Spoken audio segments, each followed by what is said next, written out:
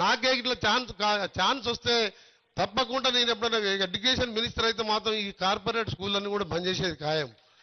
Government స్కూళ్ళలో చదువుకోవాలి. ఆడు ఎవరైనా పేదవాళ్ళు వస్తారు ఇంటికి ఇప్పుడు ఇక అడ్మిషన్ల సీజన్ వచ్చిందంటే నాకు భయం అవుతుంది.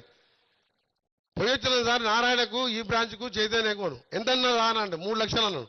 అది ఉండేదే 2. ఆయనకు తెలిసి ఇట్లా కోమంటే మనసులో అనగానే 3 పోంటాడు. మనం ఫోన్ చేయగానే సార్ మంచిది సార్ 2కి ఇస్తా అంటాడు. అసలు 2 లక్షలు దాని ఫీజు. చెప్పుడు 3 చెప్తాడు. ఎంత దొంగలంటే వాళ్ళ గురించి ఎంత తక్కువ మార్చాలి అంత మంచిది.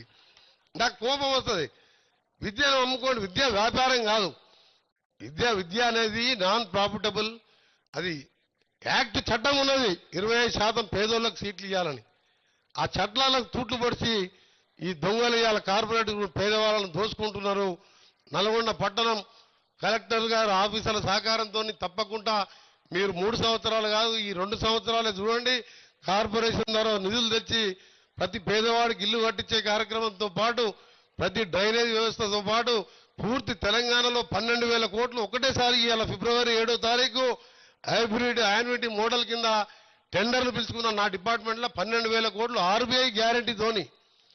కాంట్రాక్టర్లు భయపడితే నీకు ఆర్బీఐతో క్యాబినెట్లు మేడారంలో క్యాబినెట్లు అప్రూవ్ చేయించిన